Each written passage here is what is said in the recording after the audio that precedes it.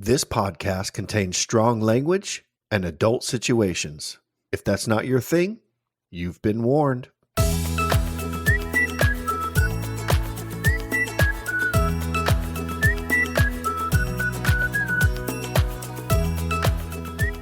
Welcome to the Fuck My Work Life podcast. I'm Jay. And I'm Kay. Have you ever had a bad day at work? Well, in this podcast, we share your weird, wonderful, and sometimes horrific stories from the workplace. Which may leave you thinking, maybe you don't have it so bad after all. Let's get into it. Let's do this. Hey, everybody. Welcome back to Fuck My Work Life. Welcome back, fuckers. We have got some guests with us today who are going to be sharing some of their work stories. We have Stig from the Modern Escapism podcast and Punk from What the Fuck Do You Want? Hey, guys. Well, hello. Hello. Hello. How are you today? Really good, thank you. It's just Hesitation.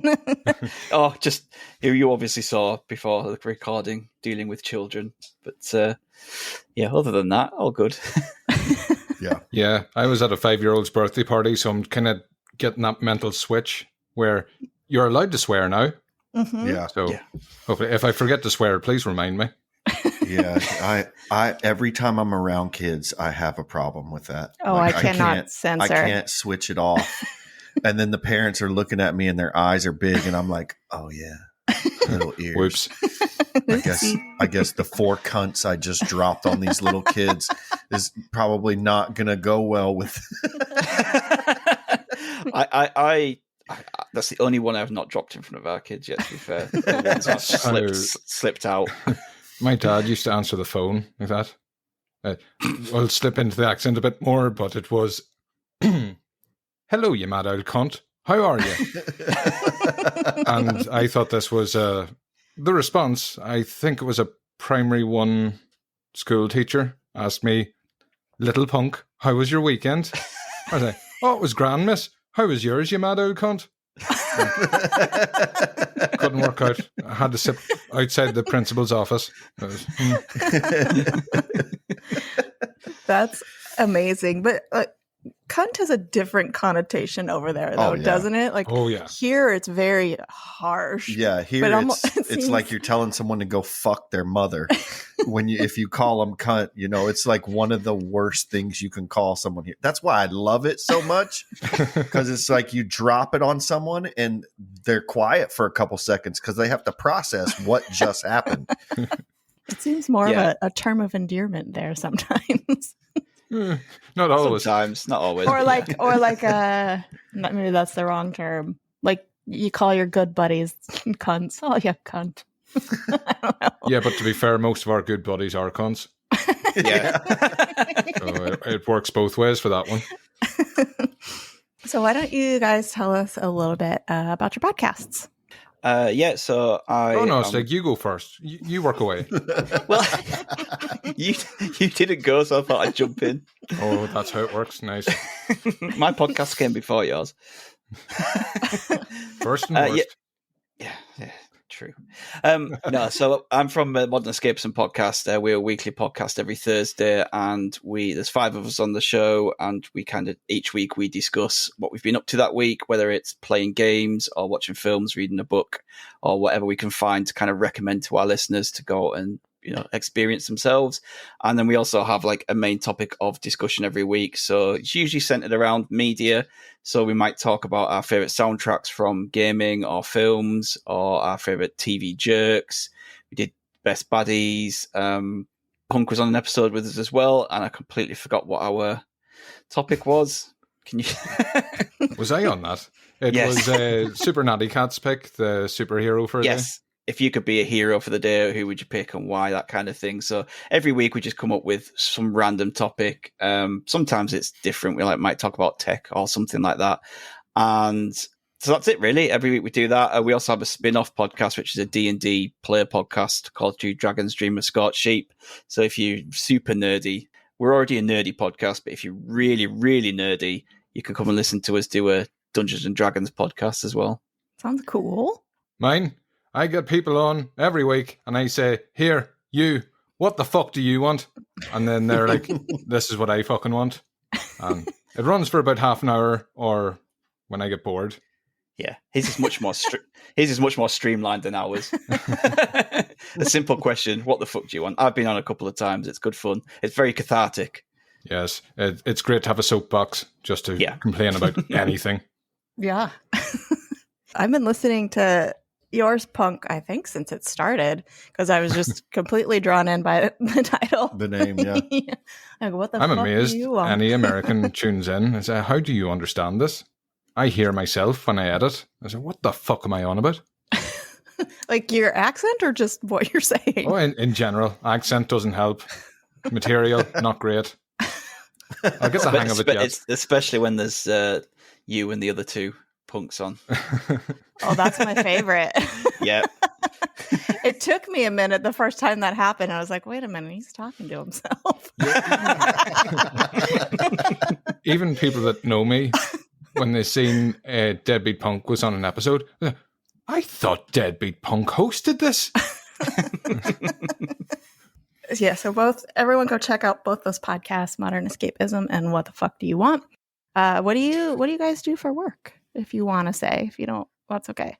Well, I own a cash and carry over in Ireland, if you couldn't guess where I'm located. And as much as I would love to complain about customers, it probably wouldn't be the wisest. So I used to work in a bar, and that's where most of my stories are going to revolve around. What is a cash and carry? Yeah, what is a cash and carry? Sorry. It's like a wholesaler if you buy things in big quantities rather than how the shops do them. So it's for like catering trade. Oh, okay. Okay. Wait, I know it's very impressive. Like I'm just trying to like relate it to something that we like a Costco. If you buy pallets of food or okay. Yes, so you're supplying like smaller. Okay. Yeah. Good. So it would be like a wholesaler. Yeah. Here. Yeah. So you definitely don't want to be pissing off your customers. Well, it is where What the Fuck Do You Want originated. So it's how I answer the phone at work. That's how you answered the phone at work?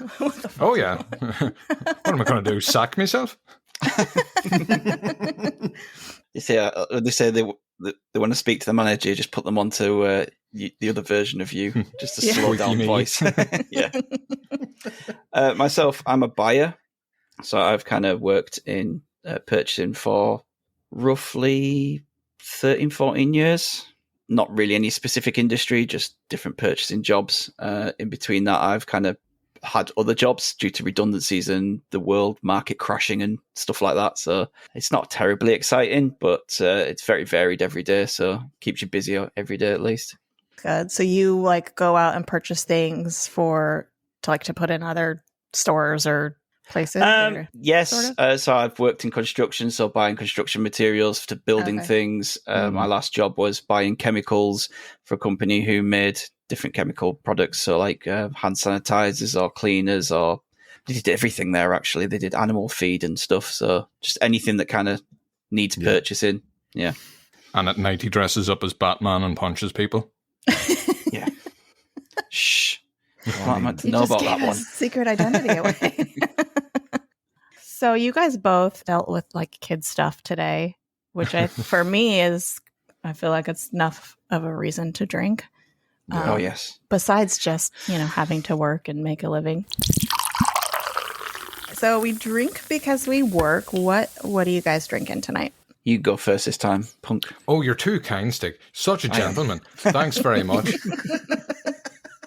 Well, at the moment, I'm cheating. I was at a kid's birthday party. I wasn't allowed on the bouncy castle. Not really impressed by that. But I'm on some blue energy drink with alcohol in it. I don't know what it's called, but it'll do the job. But for afters, for dessert. I know you listen to the show, and my good friend Shane McCullion put me on to Facts. Oh, Jesus. What is it? Get the size of that can. I know. Wow. That is a gigantic can. Yeah, I'm glad it's a big can and I don't have small hands, but it's 1,000 milliliters or whatever units you measure things over there in Freedom Land. So it's a collector's item, so this does feel like a special occasion. So, like that? I could only see the large writing. Is it a lager or what is it exactly? Like it's a beer, right? It's from the Faxe Brewery in Denmark. Faxe Premium. Established 1901. Quality lager beer. Gotcha. Hear the Viking saga at www.faxe.com. All right. I hope it's not folks. called like fakes or something. Fakes. Fakes? Faxe? No, Faxi. that would be French. Fake sake. For fake's sake. How about you, Stig? I have specifically gone out and bought a crate of something called the Flock. This is from a local brewery to me called Black Sheep Brewery. So the first one I'm on is a Black Sheep Ale. It is just a amber ale. And then for afters, if I get through that one, which I should do pretty quickly, I have a Monty Python Holy Grail one. Oh, So this Nice. is a golden ale, which Black Sheep Brewery did a kind of cross-promotional thing with Monty Python. But I've had this one before, and it's really tasty. So I'm looking forward to getting into that after that. But I had a couple of Black Sheeps with my dinner tonight, so I thought I'd ease myself in with a third one. I feel like we get that over here. Black they, Sheep, they it have sounds... it at BevMo. Yeah, it's very nice, actually. The Black Sheep is just down the road from me. They do like tours around the brewery, which we were meant to go on it until COVID hit. So Fucking COVID. Ruining everything.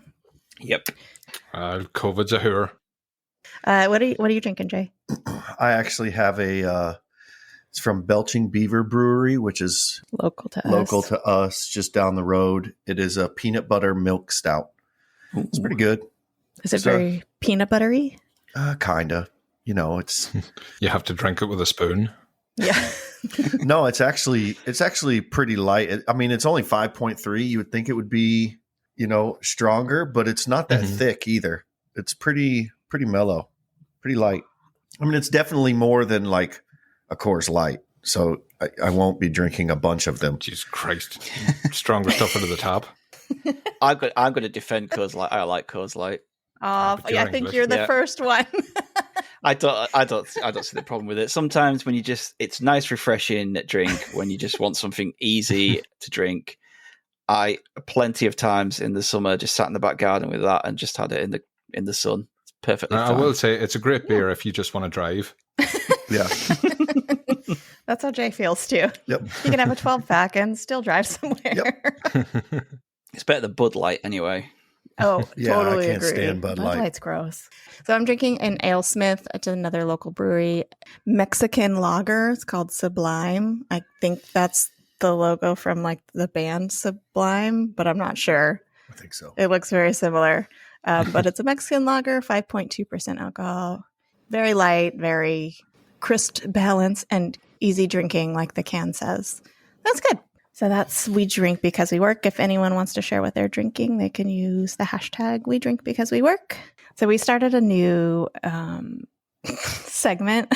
Sorry, words are failing me. We started a new segment this season called our Weekly Distraction, and kind of recommendations, kind of similar to what you guys do on your podcast, Stig. Just recommendations for what has kind of been distracting us from our work life. Do you guys have any recommendations? Anything that has been distracting you lately? Stig can go first this time since Punk went first last. I feel like I need to assign. Yes. The hesitation, I love it. He's so well trained. Put hands up. Me, miss. Yeah, well, I'm going to talk about this on our podcast tomorrow night as well, but it's a perfectly good time to talk about it now as well. As I actually went to see the new Jackass film yesterday. How was that? Absolutely hilarious, to be honest. It's the best one. Surprising that not many franchises can say that the fourth film in a franchise is actually the best one. And just Yeah. Jackass in the Matrix. Yeah, fuck off. Matrix, Jesus, no, that's not a recommendation. No, but yeah, there's a lot more dick and balls in this one than there ever has been. I don't know if they've just decided that they just don't care anymore, so they're just going to get them out at every opportunity.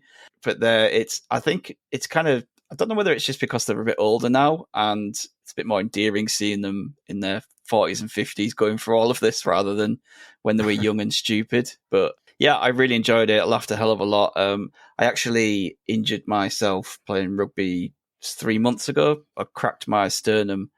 Ooh. And I actually had to take some painkillers last night because I was laughing so much that my chest was hurting again. Oh, wow. Even though it's nearly healed, but laughing and sneezing, coughing, stuff like that can make it hurt still. And yeah, last night I was like, I actually laughed so much that it was hurting me that much. You must be able to get that on like a movie poster. Yeah.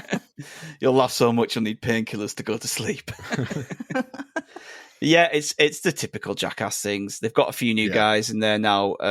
Some of the older guys, they brought a few new younger people who were fans when they were younger and are friends of them.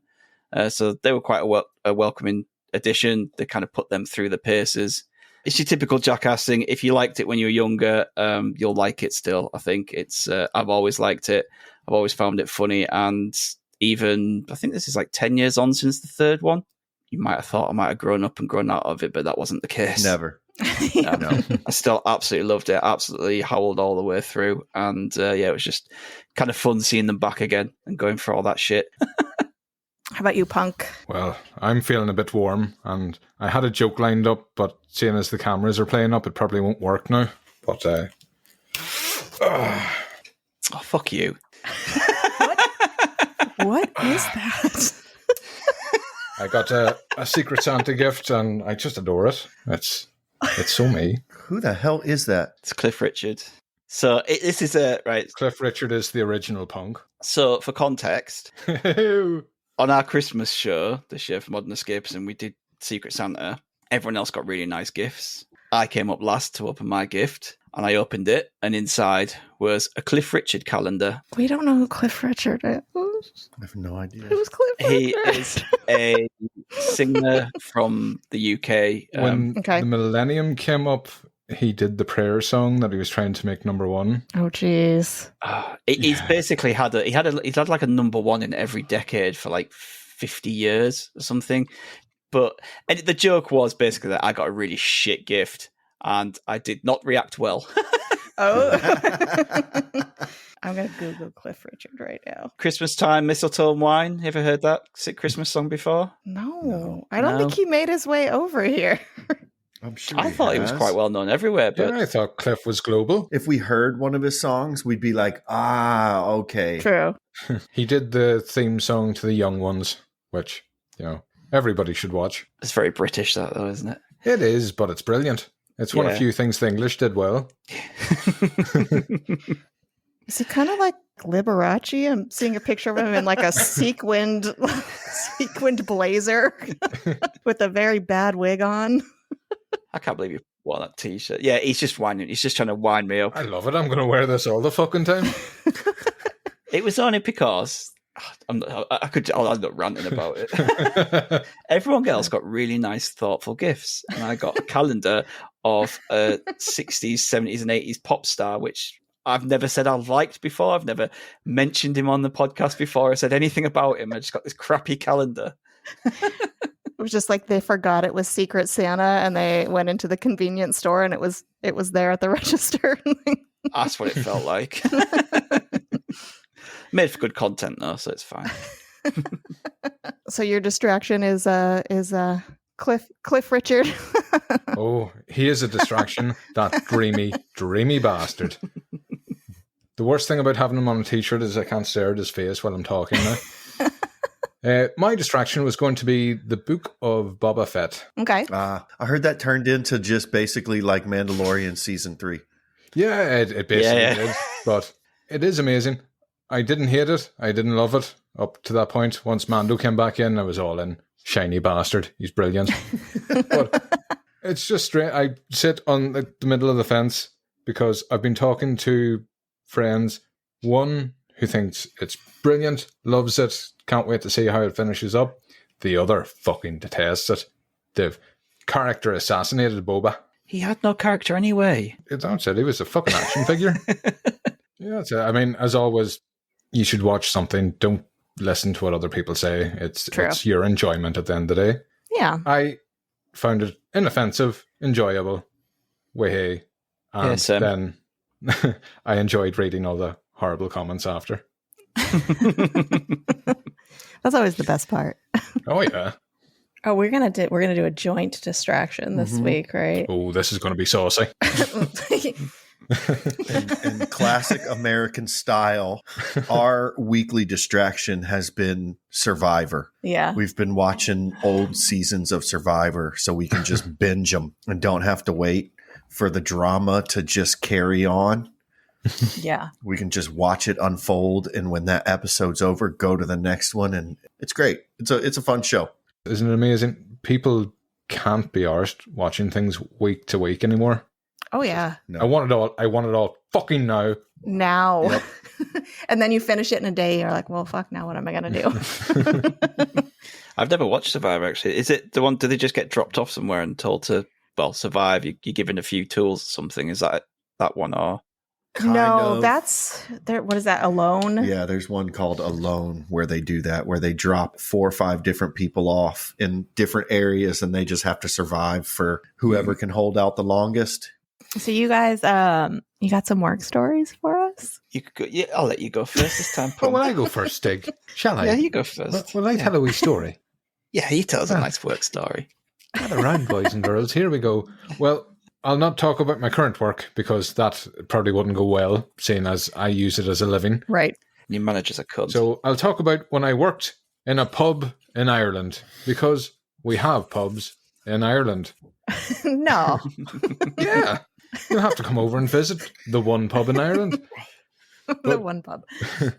So it was after school. After I left school, I went to work in a pub, and there was 2 levels, and downstairs was the old man pub, and it was pleasant. It had a fireplace. It had traditional Irish music. Way hey, that's nice. I didn't get to work there. I had to go upstairs to the fucking disco. And listeners, you can't see the finger quotations, but an Irish disco is exactly what you're picturing in your head right now. It is not a fucking disco. So I had to work there. It was horrible. We always had to stay later and throw people out. Not a nice job. The guys in the old pub part, they got to go home early because the oil boys started falling asleep and left. Disco goers did not. So we finished up, cleared up, all ready to go. We went downstairs to the old man bar, which we had to do to get out. There was only one exit, and everybody was still there. So, this is strange. Normally everybody's gone home. It's just us disco bunnies left. So I was thinking, maybe we're having a lock-in and we're going to get drunk. No, that was not the case, but I am an optimist. That's where I always like to start thinking. It turns out the bouncers from the disco had thrown somebody out during the night, and he was not happy about this. He was very angry about this. And he was at the door, and every time the staff tried to leave, he would attack them. So they couldn't leave. So they phoned the police, and the police were, it's Saturday night. We're going to be 2 hours. We're quite busy wrestling drunk people on the streets at the moment. I say, yeah, that does happen. So I wanted to go home. If we weren't drinking, I wasn't going to stay in the fucking pub. So we'll have to go into a bit of item description, but stick with me. It's worth it. We had something called the Golden Mop. And the Golden Mop was used for all the jobs we didn't want to use our hands for. It took chewing gum out of urinals. It unblocked toilets. It did everything you wouldn't wish on your worst enemy.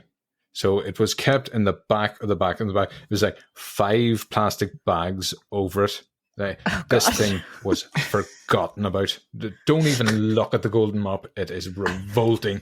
So I open the door and I say, look, the bouncers have gone home. You're just attacking the staff. He didn't care. He was spitting at the door. He was throwing punches. He was kicking. So closed the door, locked it.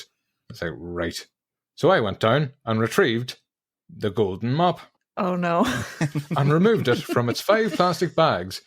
So I unlocked the door, kicked it open, and your man came running in. He was going to fucking batter me.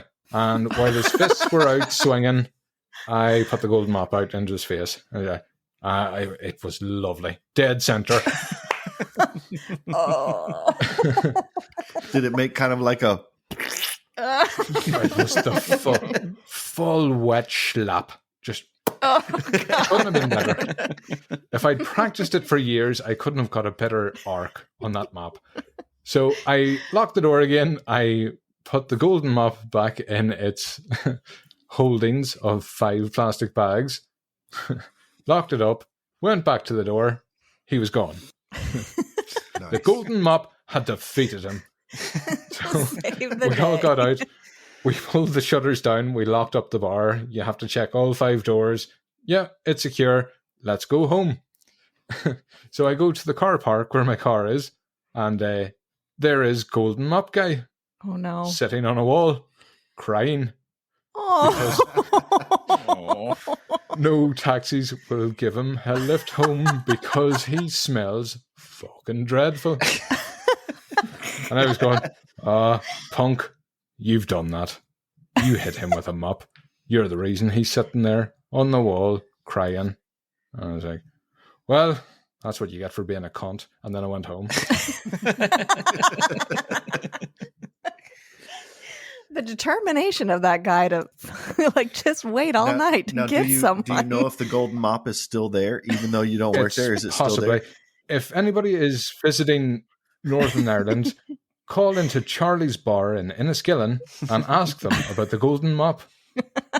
Yeah, it's probably mounted on a wall with a picture of you. Maybe there's a mural with a big muscular Punk just holding the mop aloft. No, I used to be quite stacked back in those days. That was a great story. The golden Oh, thank you. mop. I practiced. I was so nervous before I told it. No, you weren't. I should have gone first. Damn it. So, what I was just going to talk about when I first started listening to your podcast, the first few episodes, one of the things you asked about was love at work. That's right. Love stories at work. I thought, oh, well, I could talk about how I met my wife at work. So in 2009, I got made redundant because of the recession, and not being one for not wanting to work, I just decided, well, I'll work wherever until I can find my way back into a purchasing role. So I took a job at a local supermarket.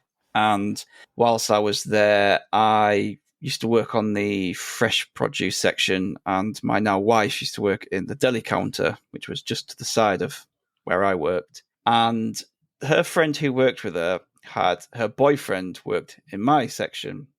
I didn't know any of this, but randomly one day he comes up to me, he's just talking to me, asking me questions. He says, oh yeah, so you were asking me about me, like getting to know me. He says, oh, so are you single?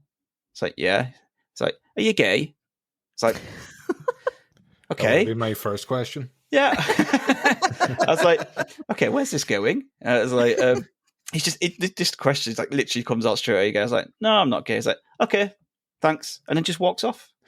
I was like, okay, this is weird. But I just broke his heart. Yeah, no, yeah. he'd been told by his girlfriend to come and like run reconnaissance on me and find out information about me to take back to Kate, and it was just so. And I didn't know any of this at first. I just thought it was a really weird conversation, and it wasn't until one day I'm there stacking some shelves, and she walks down behind me with one of the managers of the walk into a section, and he just says to her out loud on purpose, isn't that the boy that you fancy? Isn't that the new lad that you fancy? And she was like going, shut up. And I just, being a polite person I am, just tittered to myself and ignored this and tried not to embarrass her. So then I found out who this person was that fancied me, because he'd let it slip. So I did what every sane person does at the time and had a little look on her Facebook. Of course. Of course. A little snoop through her Facebook. What does she look like? What's she into? Everything. I was like, yeah, she's pretty. Like, she's one quite sniff nice. of Farmville and that's it. Over. Yeah. No Farmville invites. No. Mafia Wars. Yeah. And then it was, I think, the first time I actually properly took notice of her, and she knows this. I told it in my wedding speech, was the moment where I was coming out of the back with a trolley of something to go and stack it, and she was coming in to work for a shift, and she was wearing a quite low-cut top. And I'm a boobs man. I'm not going to put it out there. I like a nice pair of boobs, and she's just there. Her boobs are like right in my face, and I'm like, oh, she's pretty and she's got a nice pair of boobs. It's like Win-win. so yeah, definitely. Have your kids asked how Mummy and Daddy met yet? Yeah, we just said we work together. Wasn't Your me just dad perving. is a boob man. Yeah, TLDR. nothing to do with me perving on her. Of course not, no. So she says that she first took notice of me because I was a gentleman and opened the door for her. She was walking up the stairs with something and she was carrying something and I held the door open for her. And I took notice of her when I saw that she had big boobs. That sounds pretty typical. Yeah.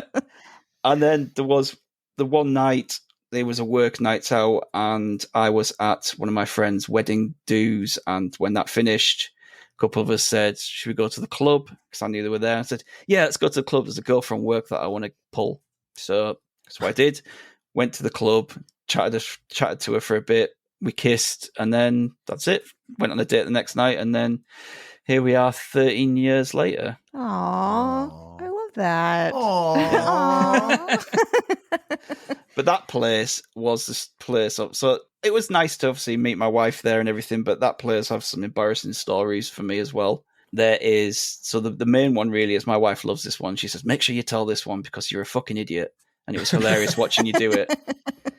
So because I used to work on the fresh produce, it was stuff like you put milk and cream and yogurts and that kind of thing out. And one time I was putting some cream out and I noticed that there was a lot of cream at the bottom of the tray, which meant that one of them was leaking.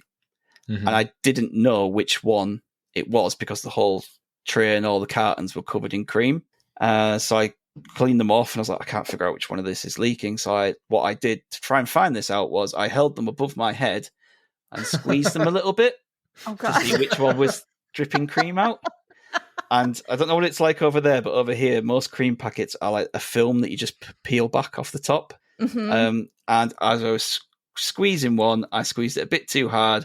It popped the lid, and this whole carton of cream shot into the air and came no. all down me, all over my hair, my face, my work clothes. And I've just stood there in the middle of the shop covered in cream. And this was in the middle of my shift as well, which meant that I couldn't actually go and change my clothes. So I would basically finish the shift with like cream just all in my hair and all over my clothes. I bet you smelled like heaven. Yeah. Yeah, not a nice experience that, but she saw that as well. It was right in front of her, like her counter, so she absolutely loves that. She just stood there and watched me do it. Was this before or after you guys got together? After. Oh, Yeah, okay. so- You could have run over with some strawberries and just finished it off. Yeah. But see, the thing is though, that's not the only time when I worked there where I covered myself in something. We used to have a canteen up there, and I ended up with the nickname HP. So HP sauce it's a brown sauce. I don't know if you get it in America, but it's a condiment that we have over here. It goes very well with sausage sandwiches. And in the morning, I decided I'd have a sausage sandwich, and as you do with condiment bottles, shake it up just to make sure that all the watery stuff's mixed up, and some dickhead hadn't screwed the top back on properly. So I shook the bottle lid came off, and I once again got covered in HP sauce, this time in HP sauce. And one of the biggest gobshites in the shop saw this happen and branded me HP and then went and told everybody what had happened. Of course. Did you have to finish the shift like that too? Yeah, this was on my morning break. Oh, God. They're like, why does that guy always smell weird? You know, the patrons were like, "Oh, they employ special needs people. Look at that guy. He's always got shit all over him." But do you know what the funniest part is? That my wife told this story to one of her colleagues now, and she refers to me as HP. Like I saw it in a rant. Years Like later. years later, like her friend calls me HP because of this story. Yeah. Can you not spin that in your favour? It's like, yeah, they used to call me HP back in school, huge penis, but you couldn't say that in front of the teachers. Yeah, but he's married now, so his wife could be next to him going, honey. Come on now. Come on. I want to tell a quick one, if you don't mind. No. Yeah. Because this was another favourite in the Old Man Bar, because I'm sick of talking about the fucking disco. Fucking Irish disco. There was a trend, and I did not know why they did this for the longest time. You would see the old guys downstairs grabbing each other by the earlobe. Okay. So it was a big, long bar, and the old guys sat at the bar because they drank the quickest. So rather than going up every 3 minutes, they sat at the bar. Mm-hmm. And you walk in, and you'd see them grab an earlobe, and then they grab the one beside them, and then they grab another. This is a bit strange. What I didn't see is Johnny, who used to sit at the bottom of the bar, would unscrew a light bulb beside him, suck on his thumb, and stick it in the fixture. And then grab somebody by the earlobe. But he did it that often that everybody was ready for it. So as soon as they felt somebody grabbing their ear, they'd grab somebody beside them and send the current down the line. I think it happened. I forget his name. There used to be a punk drank there, and he like septum piercing. He had 10 rings in each ear. He was more metal than man, and he got end of the chain one day. Oh no! I think he nearly shorted the bar. So I think that was the end of it. But yeah, I think I just wanted to give everybody like a public service announcement. If somebody grabs you by the ear in a pub, grab somebody else. Just real quick. Save yourself a shock. Yeah, to close that connection. Yeah. So can you briefly explain what an Irish disco is like? Oh, the one thing that always stuck out to me, the Irish can't dance. We can do that thing where we don't move our top halves and move our bottom halves, the river dance kind of thing. But when it comes to like social dancing, it's very obviously a man grinding himself as hard as he can against a woman. Yeah. Without any shame.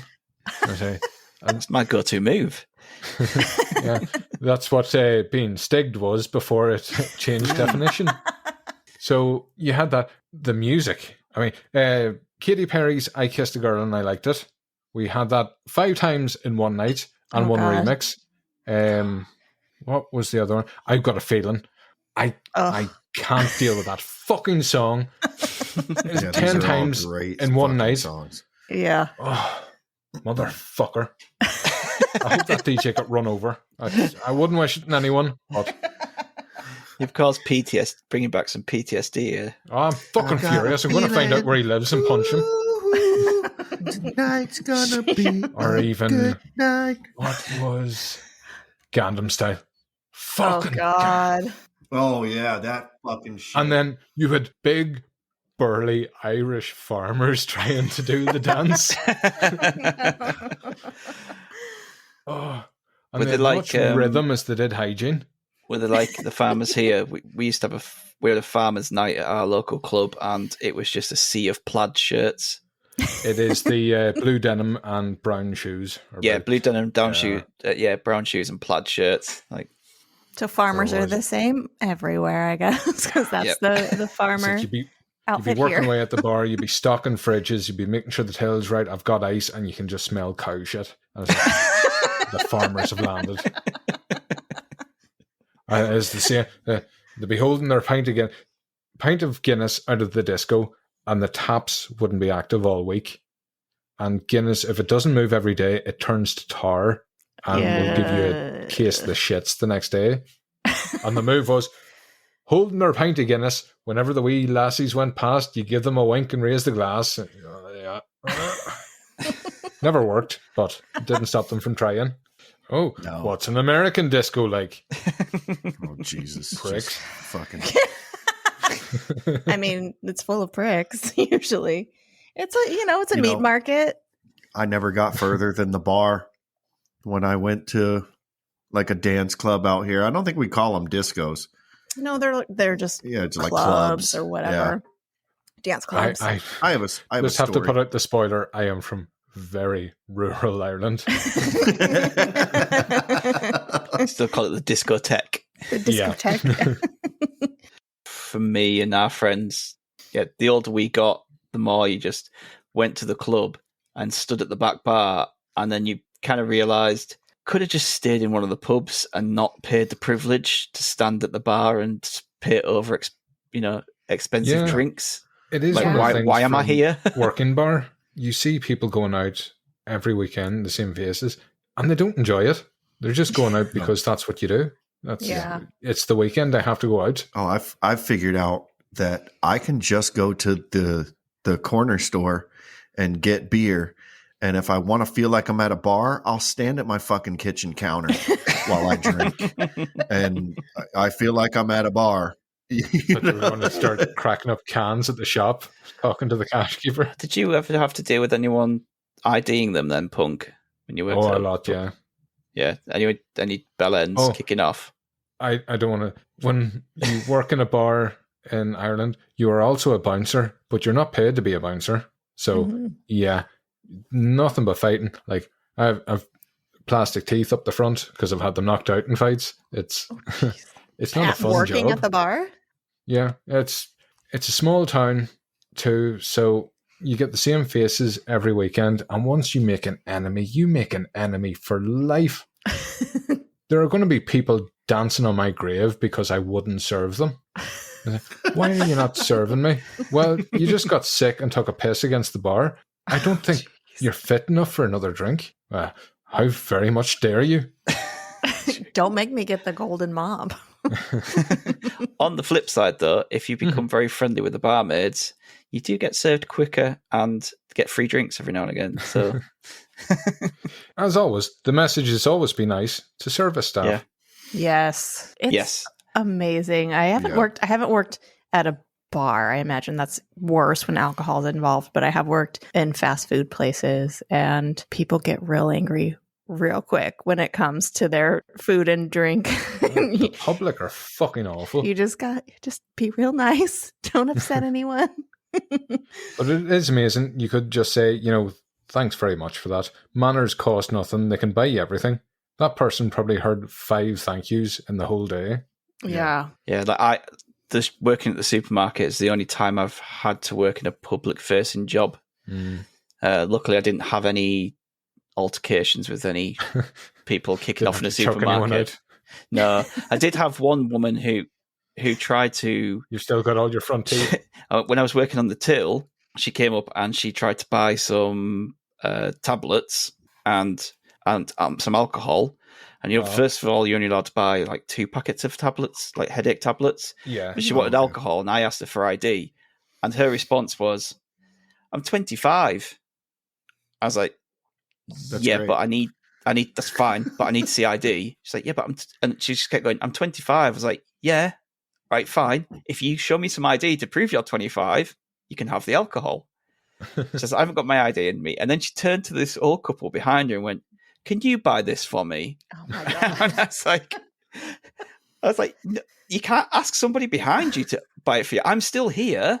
I know it's still for you. And then the gentleman behind her said, how old are you? She went, I'm 25. I went, well, you look about 14, love. Like, so I said, go home, get your ID, come back. Sure enough, she was 25, but it's the fact that her response was just, I'm 25, and then tried to get someone else to buy the alcohol. It's such a kid's move. Yeah, like that's going to work. Like I'm suddenly just going to go, oh, okay, this gentleman's buying it for you instead. That's fine. Yeah. Remember going to a shop, it was Filthy, that's been on my show a couple of times. Lovely human. It was his birthday, so I went to the local shop and I bought a Batman cake because he likes Batman. And I bought a litre bottle of Jameson whiskey. And they were ringing it through, and friendly cashier, I was like, oh, is it somebody's birthday? Yeah, mine. Her face just fell. No talk after that. I was like, I can't really say it was a joke now. It's like, I should ask if she sells painkillers, though. Yeah, mine. Got any cyanide back there? What's the strongest painkiller you have?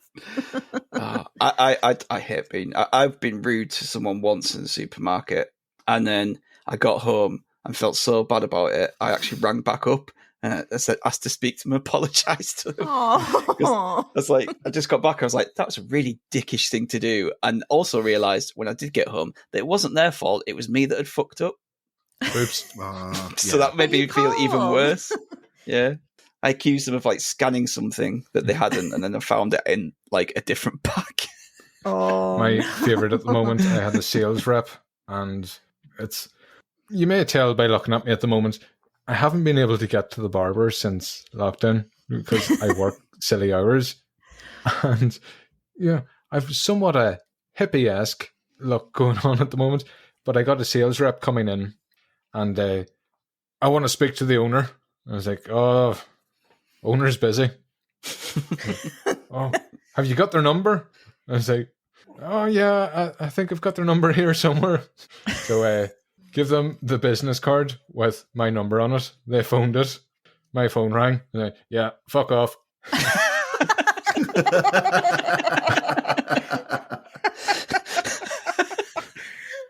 I hate sales reps.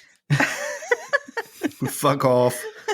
Oh, sales reps. I deal with a lot of salespeople in my line of work. Being a buyer, as soon as they find out your details, they're on you. Not so much in the current job I'm in now, because a lot of it's more contracts are kind of set up as well, which helps. But oh man, my last job, one guy, once he got in there, once I gave him a little bit of work, he'd just call me all the time, and I'd see his number on my phone and I'd just ignore it half the time because I just could not be bothered with talking to him. And then he'd be like, "Oh, I'm in your area, like in a couple of days. Can I drop in?" And I was like, "Yeah, I guess." Like, but I'd never wanted to see him. He just constantly went on and like badgered me. I guess it's his job to do it, but when you're on the other side, I'm like, I just can't be bothered. Leave me alone. Yeah, it's a bit much. Yeah.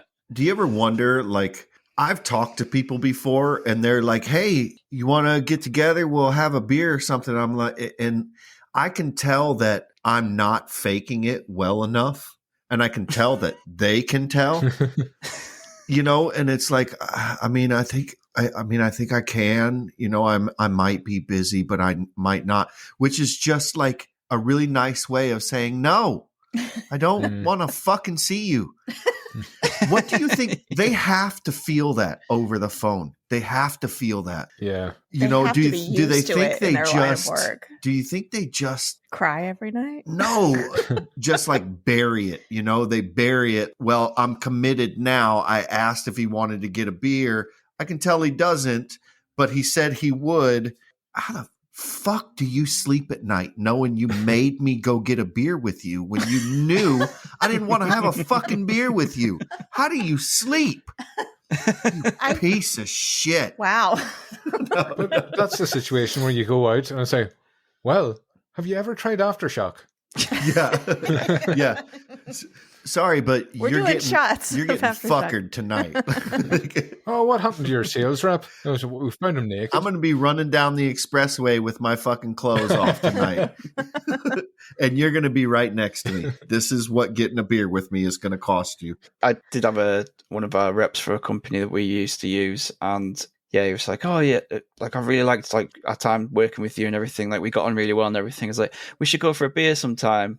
And I was like, yeah, that'd be good. And just hung up the phone. I was like, I'm never going to go for a beer with him. Like, it's like, what are we going to talk about? It's like, I bought products from you. Like, outside of that, we don't have any interests at all. Stig, you missed out. He could have been the biggest wrestling fan on the planet. And like, that could have been your buddy. That was fate putting you two together. And you just went, you shut it down. I don't need fucking friendship. I have too much friendship. I somehow doubt it.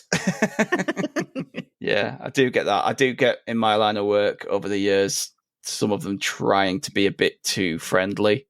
Yeah. And it's like, I don't mind getting on with sales reps at times, but there is boundaries where you're just like, this is work and like personal life. I can't be asked mixing both of them.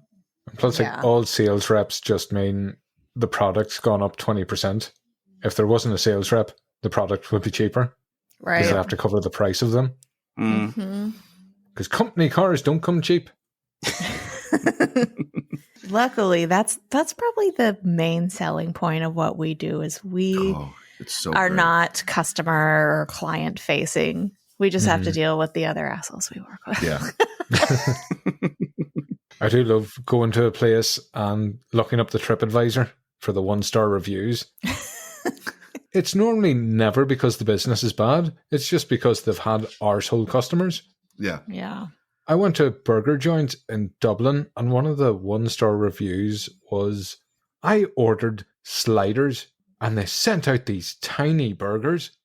You fucking dick. That's what sliders are. My wife works in a shop. She's one of the supervisors in a shop in town. So she's had to work for the last 2 years. The shop didn't shut through any lockdowns, like they were deemed as one of the essential shops. And she's never felt so dejected by the general public and the way that her and her staff were spoke to and treated. And some of the reviews they get back online, because they've got to say, oh, please give us a review online. And sometimes they'll get some good ones. And yeah, they'll just get these horrible reviews sent through sometimes that just nothing to do with the staff or anything, just people being absolute dickheads. Yeah, just needing somewhere to take their anger out. Yeah. Yeah. Oh, yeah. I feel like most people aren't inclined to write a review if they had a good experience too. If they had a bad experience, according to them, air quotes, they'll go and write a scathing review. And most of those people are just angry all the time anyway. And you look at all their reviews and they just hate everybody. Yeah. It's just horrible. I remember when all of this stupid COVID stuff started, people were like, oh, I think this is going to be really good. People are going to be kinder to each other. And it's just like, no. No, they're not. They are not. Not when you lock them inside and tell them you can't go out for 3 or 4 months. Tell them to put a and mask then you on. just fucking release them. It's like, hey, all the animals are behind a cage in the zoo, and then next week we're gonna let them bitches out. Oh yeah, I do feel for her. She's come back like some days just wiped out with some of the shit that's gone on. Yeah. Humans are just dicks. I know we're running on late. We shouldn't be doing stories, but I've just been reminded of one from the bar. Let's hear it. There was a staff night out. I think it was a call center for one of the companies, but the team manager had bought 30 Sambucas for his team. And I say, oh, can you put all these on fire so I can bring them over to the table? And I say, look, lad, no harm. You've had a few drinks. Why don't I bring it over to your table and then light them? I say, no, light them on the bar and I'll carry them over. And I was like, Jesus. No, I'm not going to do that because you're going to spill them. So he asked somebody beside them, sorry, mate, do you have a lighter? Oh my of course God. I do. Oh, shit. Got the lighter, lit the 30 shots of Sambuca on a tray, went to pick it up and spilled it. And like, if you've seen lit Sambuca before, we've all been there. It covered the bar. It dripped down under the glasses. It sprayed. Like I had to get the fire extinguisher and put it out. So I was just, I was like, do you see why I wanted to bring it over to your table? And I was like, oh, any chance you can replace them? Any chance you can kiss my bollocks? One good thing about working that bar, you could say fucking anything to the customers. I would love that. That'd be the only way I could work customer service, if I could just say whatever I wanted to people. The owner used to say, you're there to pour drinks and to take money off them. That's it. Yeah. You're not there to be their friend or... No. Thank fuck I wouldn't have got paid. No, I did think the other day, actually, when I was listening to 100 Things We Learned from Film, when they were on, and they mentioned working in a food factory. I used to work in a ice cream factory, and we used to did a few jobs there. One of them was working with the projects and engineering team, and health and safety was not really their forefront. I had a few, nearly died one time. Oh my God. Yeah, so when they were building a new factory, they said, "Oh, can you go around and create a corridor with some black visqueen, hang it off the top of the new warehouse, and they can make like a runway for the work vehicles to go up and down, like the dump trucks delivering stone and concrete and whatnot." So yeah, fine, whatever. So I didn't have a license to run this machine, never run one before, but I was up right at the top of this new warehouse, hanging visqueen off the rafters with cable ties. Couldn't reach properly, so I had no harness. I was stood on the edge of this thing, just wrapping it up as you do. And then someone in one of the dump trucks decided to come and crash into the scissor lift as I was up in the air. Oh no. And Jesus Christ. Never shit myself so much. This thing just swayed back and forth, swinging in the air, and I was just like holding on like this. I was like, like shouted down to him. I was like, "What the fuck are you doing?" He took no notice and just drove off. Oh my And I god. was Have just, the earphones in. yeah, I just like straight away pulled the lever to go release it to drop to the floor, and I was just absolutely shaking like this. I was the highest. Luckily, those things hold a lot of their weight down low. Yeah, but Jesus, it's still that's scary as shit. Oh my god. But they didn't care at all there. I had no harness or anything. And yeah, I was stupid to probably do it without requesting a harness, but You don't really expect somebody to run into you. yeah, but when you're younger as well, you just kind of, I'll do that. It's fine. Mm-hmm. Like the time one of the doors broke into the warehouses, but it was the middle of the night, so we couldn't call an engineer out.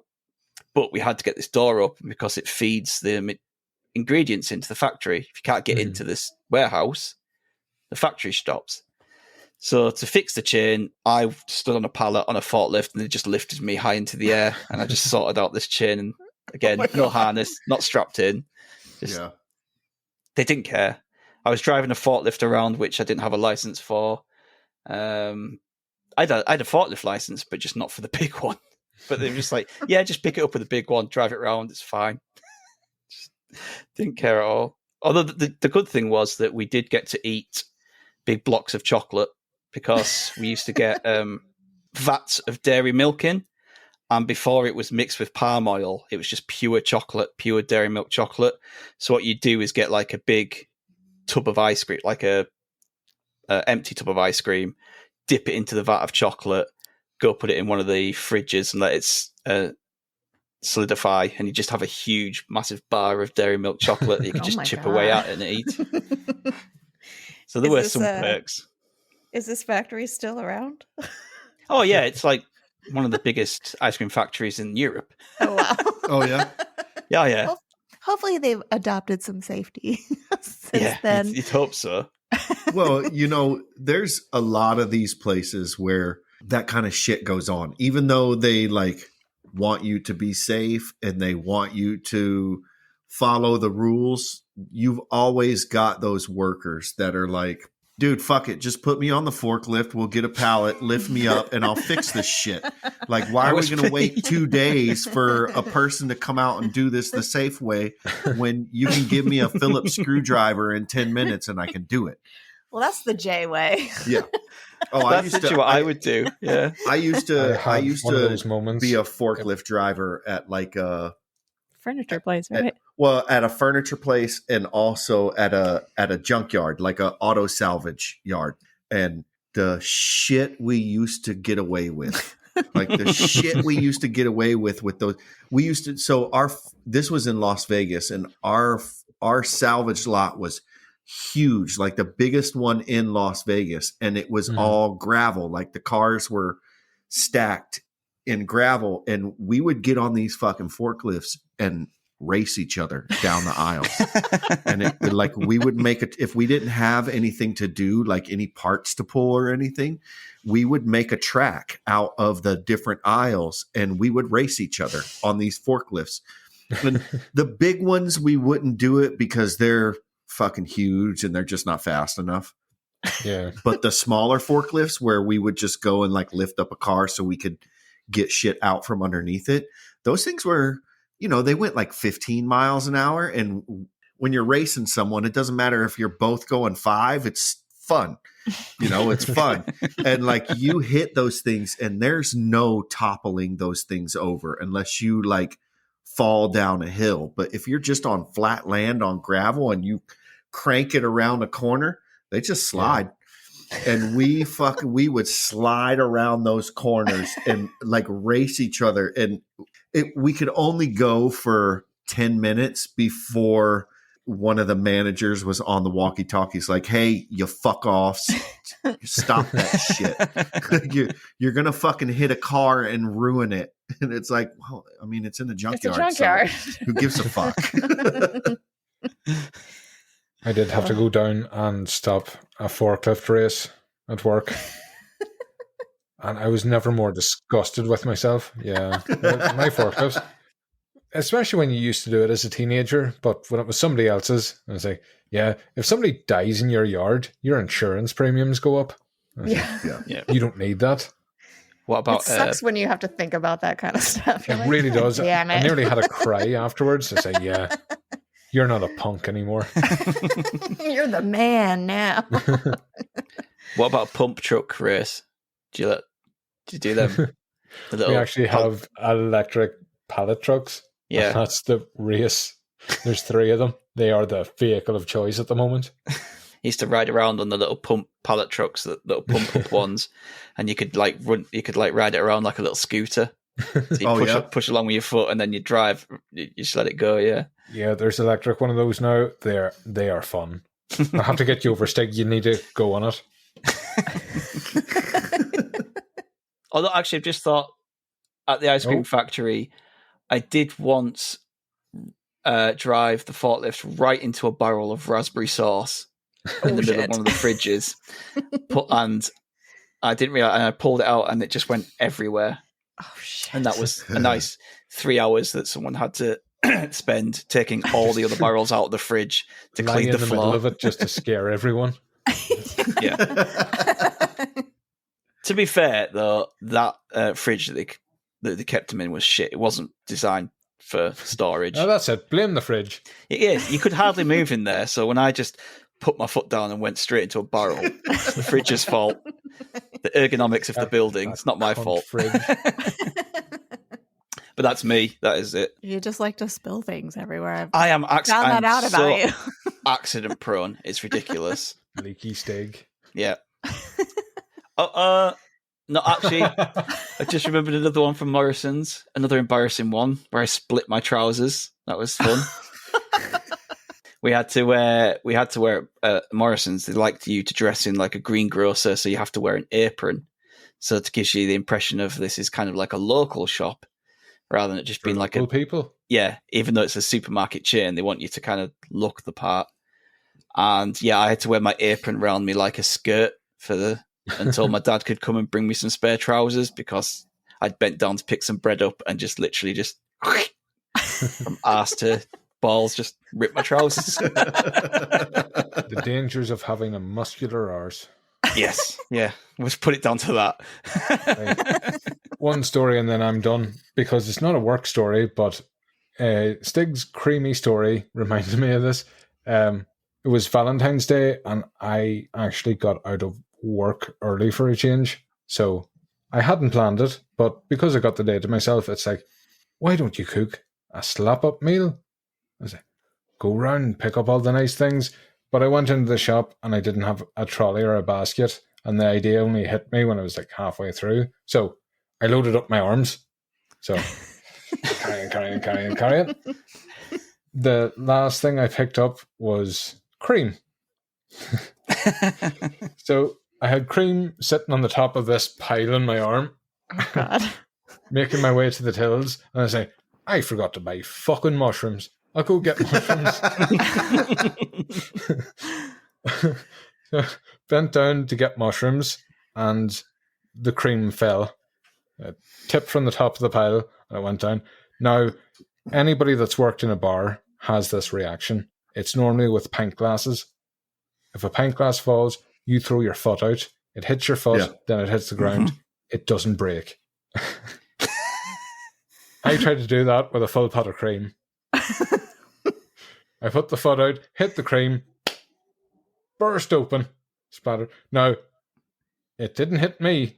It hit this Eastern European lady that was also trying to pick up mushrooms. Oh no. And I covered her from head to toe. And now I tried to apologize, but I was too busy laughing my whole off. So I don't think it came across as genuine. And she is fucking screaming at me. And I want to say Polish, but I'm not sure. It's Eastern European of some destination. And I can't. I'm just laughing. And then a member of staff is coming past. I was like, "Oh, sorry." And pointed at her. I spilled a bit of cream. And walked off. But I couldn't. I was genuinely sorry. I hate the thought of I covered another human in cream without their consent. But it was fucking funny, and I laughed my whole off. But what do you do? That's amazing. Did you just leave and did you get your stuff, or did you just leave? Yeah, I paid for it. I didn't steal it. It's I don't like running as much now. You ran out with an armful of food. I got my mushrooms, you cunts. Yes, done for stories. Okay. Well, thank you guys so much for joining us today and sharing your stories. Why don't you let everyone know where they can find you and your podcasts? Stig, would you like to go? Oh, thank you very much. Oh, you're more than welcome. Yeah, if you head to modernescapism.co.uk, on our website there, you'll find a link to all of our socials, our Patreon, our D&D podcast, merchandise. Everything is on there. So if you head onto the website, you can find everything for us. Yeah, I'm similar, except I'm WTFDYW. But to be honest, if you hover around Modern Escapism long enough, you will find me. I'm around it. I'm like a parasite. I just get feeding off them. We have a good Discord community that Punk is part of, so they haven't kicked me out yet. Yeah. Thank you guys so much for joining us. We really appreciate it. Oh, thank you. Yeah, thanks. Yeah. Bye. Yeah. Bye, fuckers. Thank your staff, or you get the golden mop. That's right. Beware of the golden mop. Yeah, exactly. Bye, everyone. If you have a workplace story you'd like to share, email it to us at fmwlpod@gmail.com or call the rant line at 310-818-3273. You can find Fuck My Work Life on all major podcast platforms.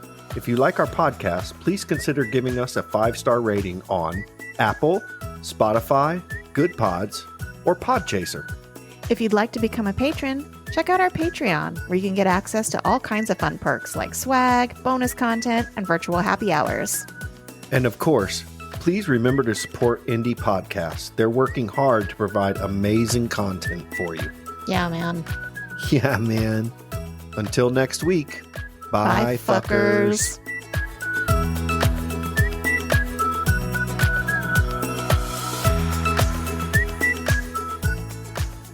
Oh, well, they're only there to be abused.